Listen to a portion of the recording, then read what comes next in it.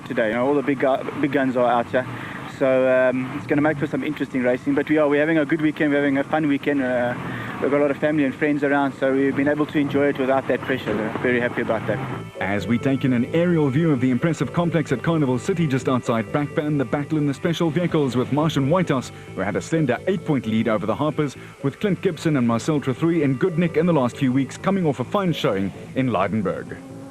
Onto the prologue, a testing, windy and tricky 3K section bordering the casino, and the defending SA champ Grobler first up and away at what always seems a suicidal pace.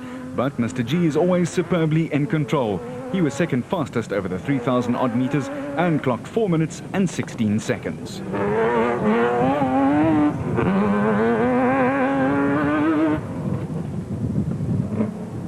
Gerard du Plessis and Fandi Segers in their Jimco 3.6 were also flying and set a mark for most of the space frame cars to aim at.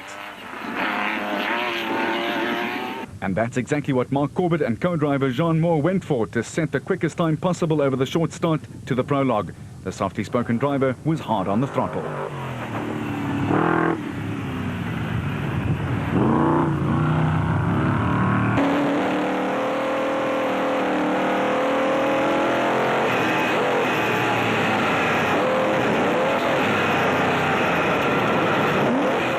But someone's had a spill. That's the car of championship contender Alfie Cox taking a breather, lying on its side. The log leader had rolled it, can you believe? And that could be his championship hopes gone. Not 2Ks into the prologue. More, though, piled on regardless. Cox and Pitchford did get the car back on its wheels, rode another 100 meters, and then the electrics went. But from the outside looking in, it didn't look pretty. The proudly South African Nissan hardbody had taken a pounding when it rolled, and even though Pitchford and his driver were hunting for the fault, it looked like it was tickets for the national title. Or was it? Yeah, look, it's one of the most nervous things to drive a left-hand drive car, is when you're sliding on a corner and there's a hole in the corner, and it hooked in the hole, and obviously it just went over so quickly. So yeah, it's one of those things. That's the end of it all, is it? No, we can take time and a bit, and then sure, if we still finish second tomorrow, we might still win the championship. It's not over yet, definitely not. Mr. Positive himself, but it didn't look so great. For Atang Makgeganene and Henry Kirstein, though, it was looking very rosy indeed. They were throwing everything but the kitchen sink at their run, and it proved worthwhile as they returned a top 10 time, but almost lost it themselves right there. The super team car of John Weir Smith and Des Fischer started off in a hurry, and he took on the first 2 jumps with gusto. The Koparang Hotel Jimco was literally flying along.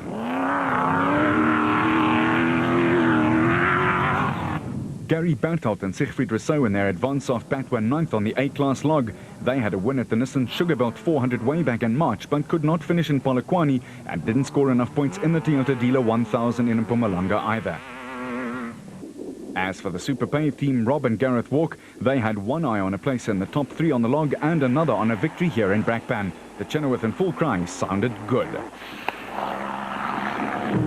Bevan Bertelt and James Kennelly in their I-burst bat also started off like a house on fire, but then Bevan has got a reputation for a man who either flies over the trouble or flattens it.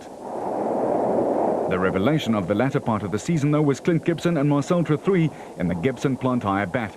They notched up the fastest time on the opening short stage, following on from a fine win in the Lydenburg stop. They were 5th on the championship log.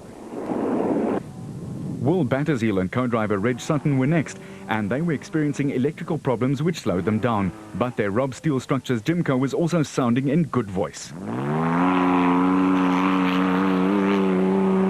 Marsh and Whitehouse were looking for that old off-road marriage of speed, consistency and caution, but they knew that to win the championship they had to perform, and perform all the way through the almost 600 kilometers of racing.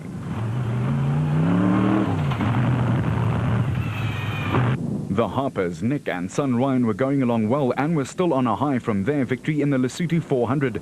They'd been ultra consistent and were looking for a 6th consecutive finish. They were just a few points behind Marsh and needed a win. The Nissan crew were also looking out for the super production hardbody, as they'd run it in the previous 2 races. This class will be introduced in 2006, and the Japanese motor manufacturer was hoping for a good outing on the East Rand. To top that, they had the Hungarian crew of Sandor Kez and Peter Chegladi in the 4th hardbody, turning out for the red and silver liveried outfit.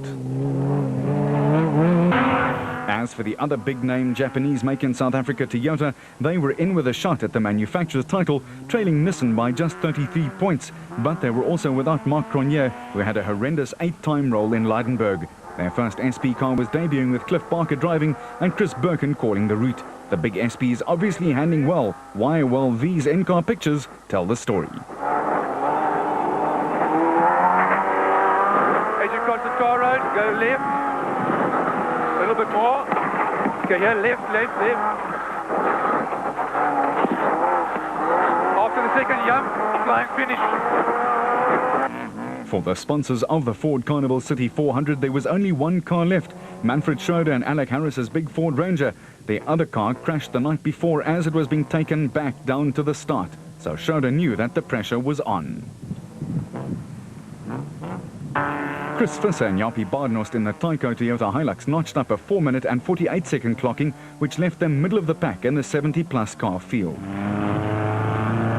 The newly crowned Class B champions Motorride Racing's Evan Hutchison and co-Trevor Ormerod notched up no less than 5 wins in the season, but the small man had got lost a few times, and here he gets back on the route. It also demonstrates just how dusty it was out there. The Plastotech Raceco special class car of Richard Schilling and Chris Davies was also moving well, and they seemed to relish the dry and dusty conditions. Out on the 48k loop of the prologue, Cronier and Houghton were busy putting together a top 10 time for the 48ks.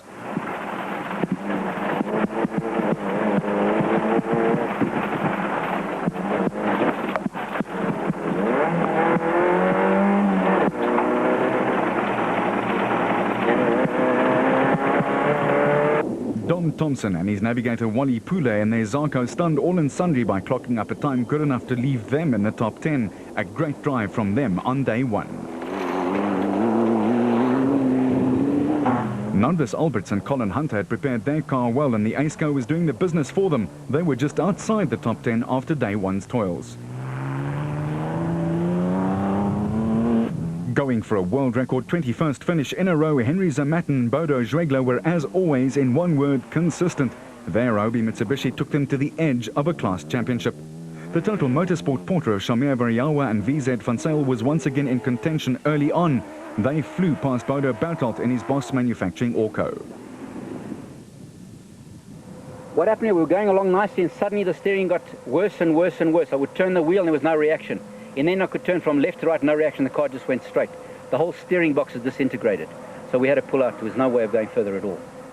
Out of the 7 South African championships that had to be decided in the year 2005, only one has actually got a new owner. That's why the racing is all out here on the East Rand at Carnival City. Duncan, how did that go? I think quite well. Judging by our time so far, I think we're pretty quick. I was a bit worried because I couldn't, the guy in front of us stopped, I don't know whether to let us through or whatever, and then we didn't see cars for quite a while, but eventually we caught the other guys. I'm hoping it was a good run. And car going well? No problems, car's beautiful, yeah. But for the Nissan pit crew, the day would turn into a long night. Team manager Glenn Hall. Well, yeah, I mean, this is off-road racing and this is a competition, so I suppose it can happen. And after Alfie being in such a strong position before the time trial start, because really only had to come second to Hannes in the race, and this happens. But this is going to be a challenge, I think. If we can get the car fixed to finish the time trial now, and you can get a reasonable position, we're going to have a hell of a race tomorrow, and character building stuff. Richard, how did things go with you out there on the time trial in the prologue? Yeah, it was good. Problem with the route. I think everyone's had a problem with the route today.